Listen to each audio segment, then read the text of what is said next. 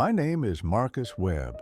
I'm 32 years old, and I've been working as a forklift operator at Glacier Valley Cold Storage for the past 6 years. If you've never heard of Glacier Valley, I'm not surprised. It's a small town in rural Wyoming, population about 2,000, sitting right at the edge of the Bighorn Mountains. The kind of place where everyone knows everyone, where the nearest Walmart is 80 miles away, and where job opportunities are limited to ranching, logging, or working at the plant. The plant, that's what we call it, Glacier Valley Cold Storage. It's a massive warehouse facility that stores frozen goods for distribution across the western United States. Meat, mostly. Beef, pork, chicken. Thousands upon thousands of pounds of frozen product stored in industrial freezers that run 24/7, 365 days a year. The facility has been here since the 1960s, back when the town was more prosperous, back when the nearby meat processing plants were still operational. Now most of those plants are gone, but the cold storage remains. It's the largest employer in town. About 40 people work here full-time. I'm one of them. I operate a forklift. It's not glamorous work, but it pays decent. And in a town like this, you don't turn down decent pay. My shift runs from 6 p.m. to 6 a.m., 12 hours, 5 nights a week. Most of that time is spent moving pallets of frozen goods from the loading docks to the storage units, or from storage to the shipping area. It's cold, repetitive work. The kind of job where you can let your mind wander, where the hours blur together, where you develop routines and rhythms that make the night pass faster.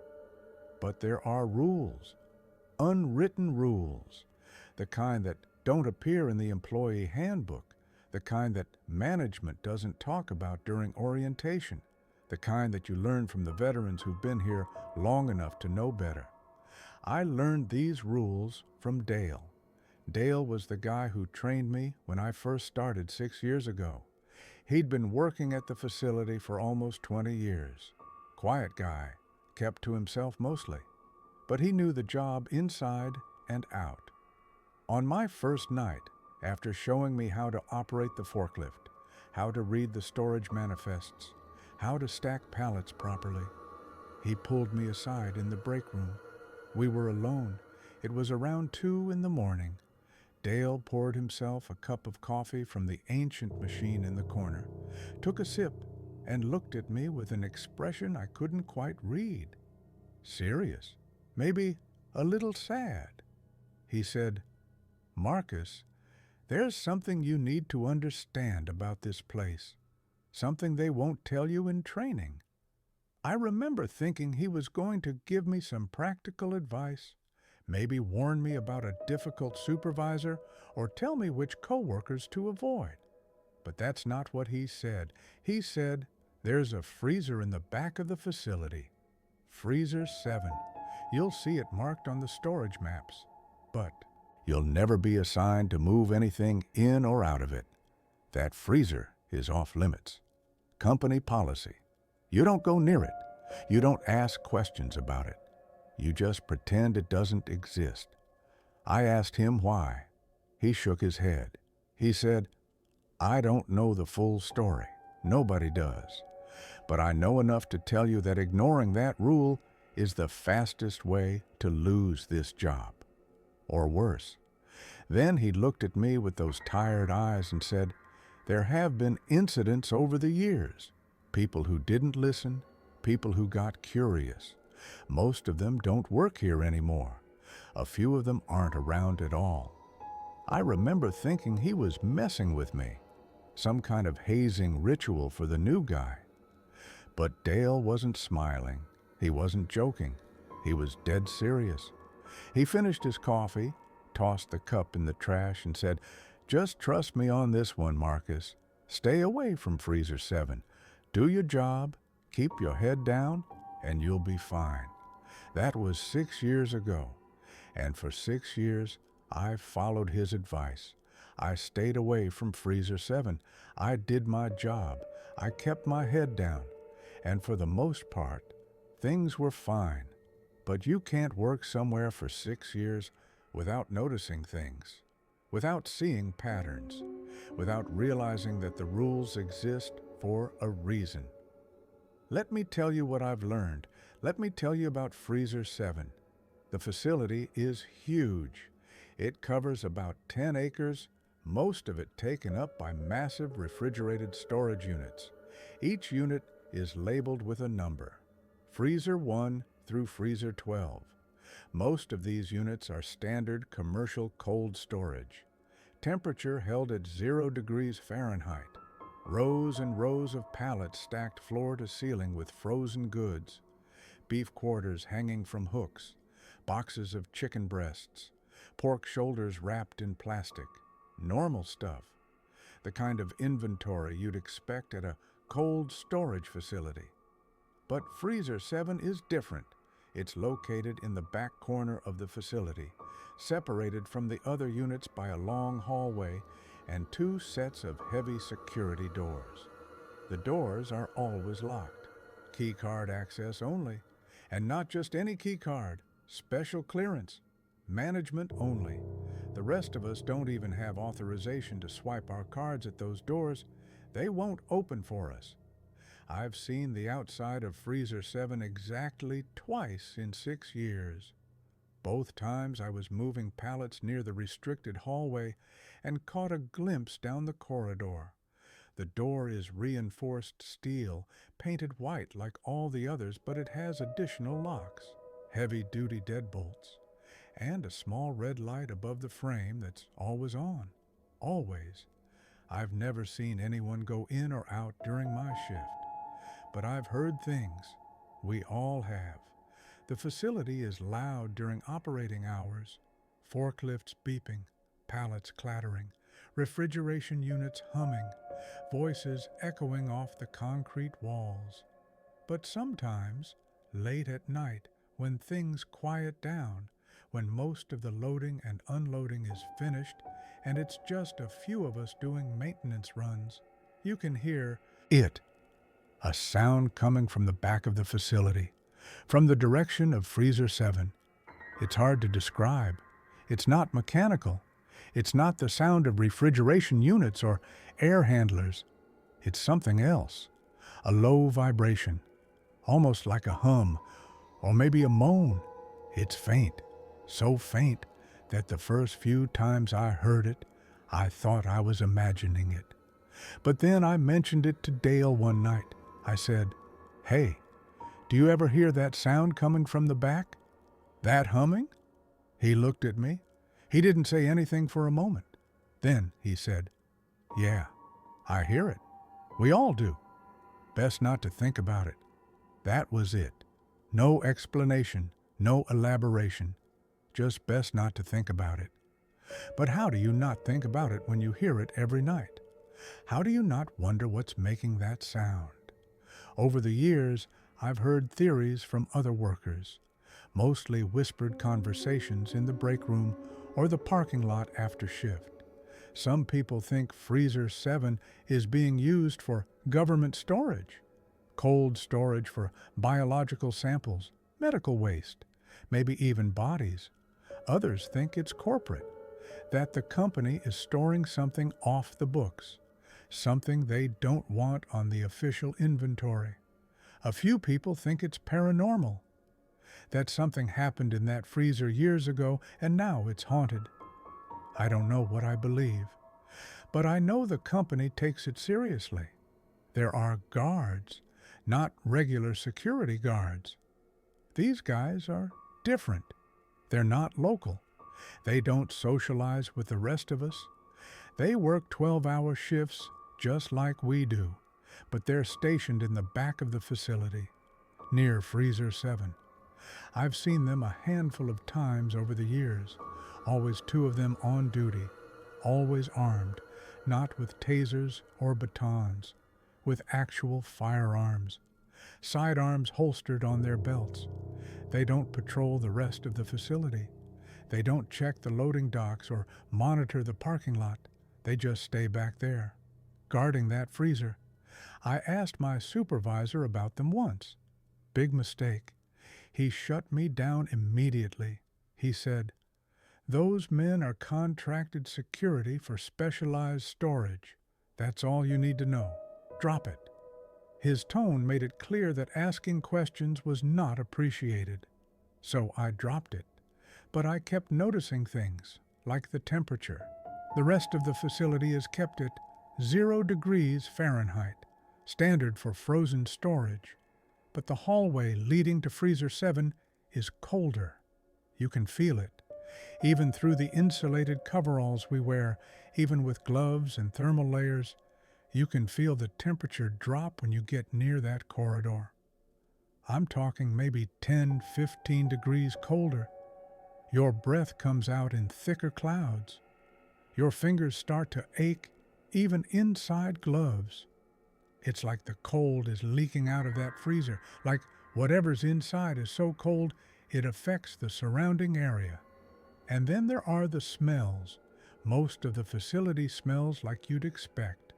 Cold air, metal, plastic wrap. Sometimes the faint odor of meat if a pallet gets damaged and product thaws out. But near freezer-7, the smell is different. It's hard to describe. Chemical, antiseptic, like bleach mixed with something else, something sharp and medicinal. It's not overwhelming, just noticeable, just wrong. Dale told me once that the company brings in special cleaning crews for that area, not the regular janitorial staff, outside contractors. They come in during the day when most of us aren't around. He said he saw them once, guys in hazmat suits, full protective gear, cleaning the hallway outside freezer-7.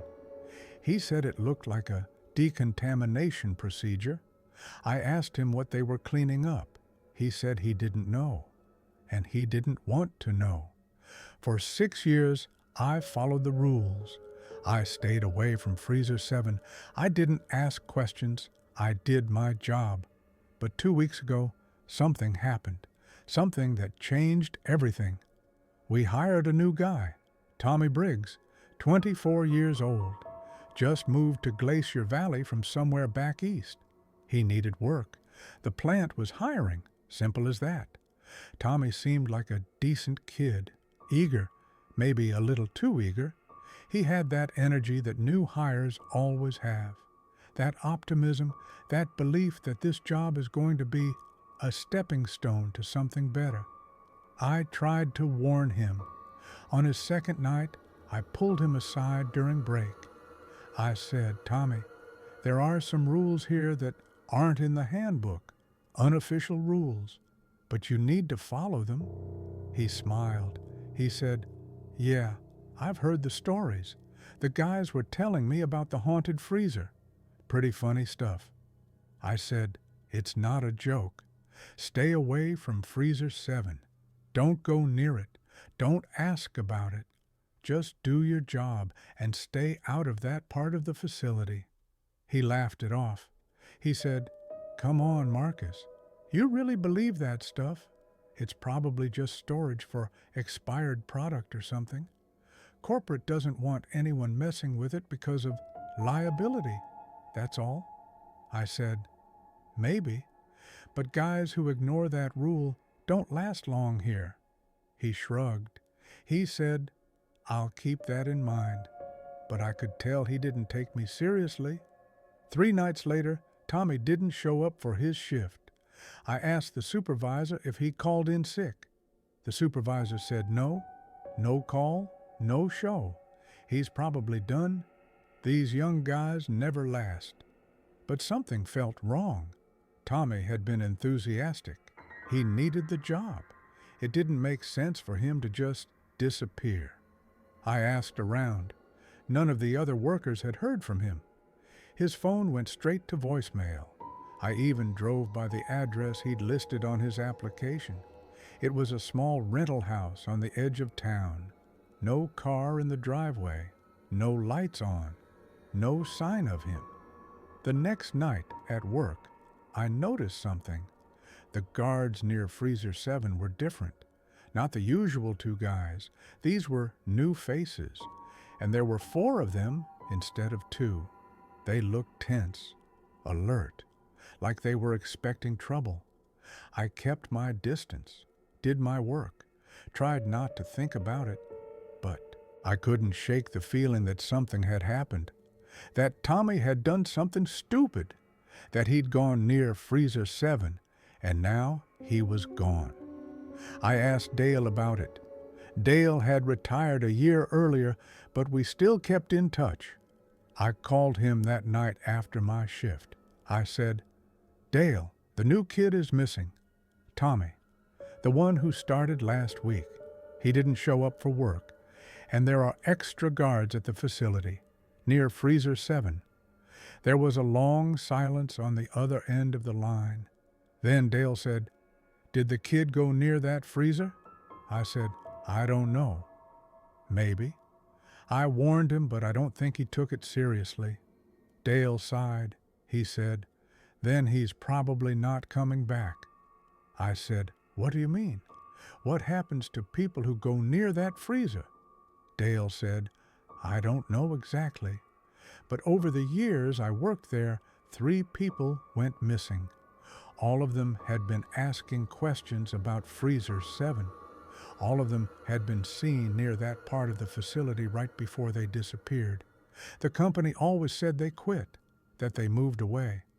But nobody ever heard from them again. No forwarding address, no social media updates, nothing. It's like they just vanished." I said, "And nobody reported it?" "Nobody went to the police." Dale said, "This is a small town, Marcus. The company owns half the businesses here. The sheriff's department isn't going to investigate missing employees from the plant, especially when the company says they quit voluntarily. People don't ask questions because they don't want to lose their jobs, or worse." I hung up feeling sick. I thought about going to the police myself. But what would I tell them? That a coworker disappeared and I think it has something to do with a freezer at my workplace. They'd think I was crazy. And Dale was right. In a town this small, the company has influence. If I made waves, I'd be the next one to disappear. So I kept quiet. I went to work. I did my job. And I stayed as far away from Freezer 7 as possible. But I couldn't stop thinking about it, about Tommy, about the other people who disappeared over the years, about what might be inside that freezer, about why the company was so desperate to keep it secret. I started paying closer attention, watching the guards, listening for sounds, looking for patterns. And I noticed something. Every few weeks, a truck arrives at the facility, late at night. Around 3 or 4 in the morning. It's not a regular delivery truck. It's unmarked, white, no company logo, no dot numbers, just a plain white refrigerated truck. It backs up to a loading dock near the restricted hallway, the one that leads to Freezer 7. The guards are always there when it arrives. They unlock the dock door. The truck backs in, and then they close the door behind it. Nobody else is allowed near that dock when the truck is there. The few times I've been working nearby, the guards have waved me off, told me to move my forklift to another area. That section is temporarily closed. I've never seen what gets unloaded from that truck, but I know it goes into Freezer 7, and I know it happens like clockwork, every few weeks, always late at night, always in secret. Last week, I made a decision, a stupid decision. I waited until the truck arrived. I positioned my forklift in an area where I could see the loading dock from a distance. I pretended to be organizing pallets, just doing my job. But I was watching. The guards were focused on the truck. They weren't paying attention to me. I saw the back of the truck open. I saw men in white coats step out, not guards. These were different. They looked like scientists or medical personnel. They were pushing a gurney. It was covered with a white sheet. Something was on that gurney, something big. The shape under the sheet was wrong, too long, too irregular. Not like a person, more like something twisted, something that didn't fit the normal proportions of a human body. They wheeled it into the facility, through the restricted hallway, toward freezer-7, and then the guards noticed me. One of them walked over. He was calm, polite, but his hand was on his sidearm. He said, "You need to move your forklift. This area is restricted." I said, "Yeah, sorry, just finishing up here." He didn't smile. He said, "Now." I moved. I went back to the main storage area. My hands were shaking. My mind was racing. What the hell was on that gurney? What are they storing in freezer-7? I thought about quitting, about walking away and never coming back. But I need this job. I have bills. I have rent. And in a town like Glacier Valley, there aren't a lot of options. So I stayed. I kept my head down. I followed the rules. But I couldn't stop thinking about what I'd seen, about Tommy, about the truck, about the thing on the gurney. And then last night, something happened. Something that made me realize I need to tell someone, even if nobody believes me, even if it costs me my job. It was around 4 in the morning. The facility was quiet. Most of the loading and unloading was done. I was doing a final sweep of the storage area, moving a few misplaced pallets, standard end of shift stuff, and then I heard it.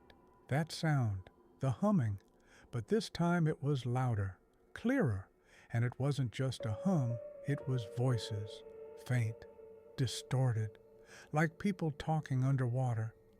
I stopped the forklift. I listened. The sound was coming from the direction of freezer-7. I knew I shouldn't go near it. I knew the rules, but something pulled me forward. Maybe it was curiosity. Maybe it was anger.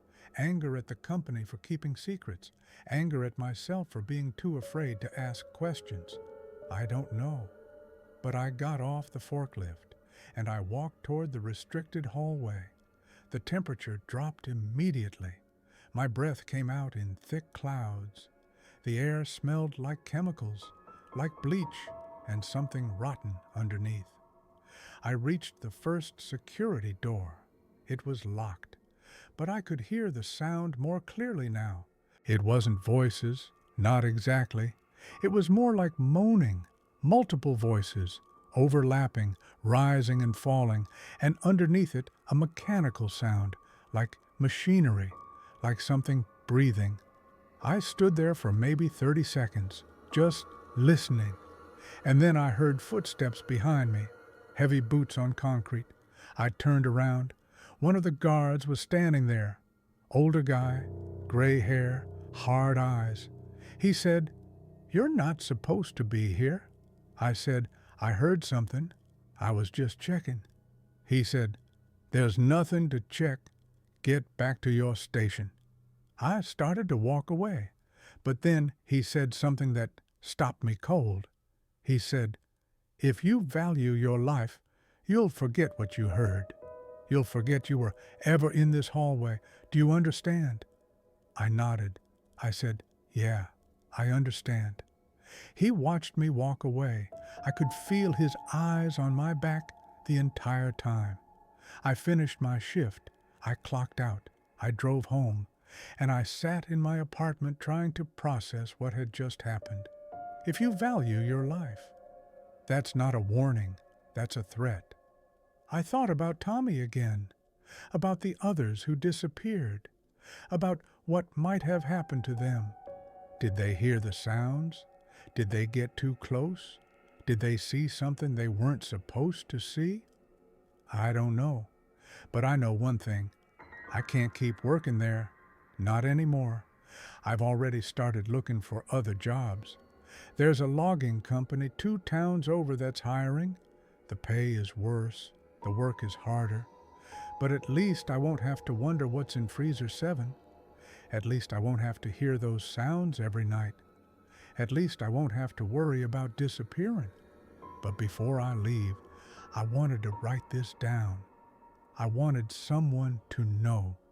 Because if something happens to me, if I end up like Tommy or the others, I want there to be a record. I want someone to ask questions. I want someone to investigate. I don't know what's in freezer 7. I don't know what the company is hiding. But I know it's not food. I know it's not legal. And I know people have died because of it. If you're reading this, if you're thinking about taking a job at Glacier Valley Cold Storage, don't. Find work somewhere else, anywhere else. And if you're already working there, follow the rules. Stay away from freezer 7. Don't ask questions. Don't get curious. Just do your job and get out. Because whatever's in that freezer, it's not worth your life. I'm putting in my 2 weeks' notice tomorrow. I'm getting out of Glacier Valley. I'm going somewhere the company can't reach me. Somewhere I don't have to hear those sounds. Somewhere I don't have to see those guards. Somewhere I can forget. But I know I'll never really forget. I'll always wonder. I'll always hear those voices in my head, that moaning, that mechanical breathing, and I'll always see that shape on the gurney, that thing under the white sheet. Whatever it wasn't human. Not anymore. Maybe it never was. This is my last warning to anyone who might work here, to anyone who might ignore what I'm saying. Tommy didn't listen. The others before him didn't listen. And now they're gone. Don't make the same mistake. Don't let curiosity kill you. Don't let the company's secrets become your grave. There are some things in this world that we're not meant to know, some doors that should stay locked, some questions that should never be answered. Freezer 7 is one of those things. Whatever's behind that door, whatever they're storing in there, it's beyond our understanding. It's beyond our control. And it's beyond saving. I handed in my resignation this morning. My supervisor didn't seem surprised. He didn't ask why.